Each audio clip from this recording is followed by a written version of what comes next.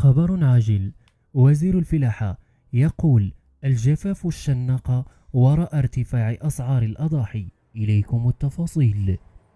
قال محمد الصديقي وزير الفلاحة أن الارتفاع ديال الأسعار ديال الأضاحي هذا العام راجع بنسبة كبيرة للناس الشناقة والجفاف، وأوضح بأنه لا يمكن تسقيف أسعار المواشي بالنظر إلى أن السوق مفتوح بموجب قانون حرية الأسعار، مشيرا إلى أن الحكومة لجأت إلى إلغاء رسوم الاستيراد على الأغنام على غرار ما قامت به بشأن الأبقار، وقدمت دعما يقدر ب500 درهم عن كل رأس من الأغنام.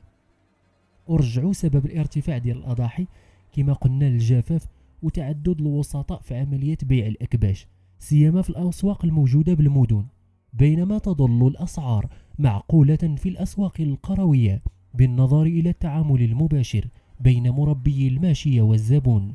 وأشار إلى عملية الترقيم التي شرعت الحكومة في تنفيذها منذ سنة 2015 أنها تهدف إلى تتبع مسار الأضحية بين مربي الماشية والمستهلك، وهي العملية التي كان السبب وراء اعتمادها اخضرار لحوم بعض الأضاحي. بينما يوجد حوالي 1,000,000 رأس من الماشية لا يتم تسويقها، وهي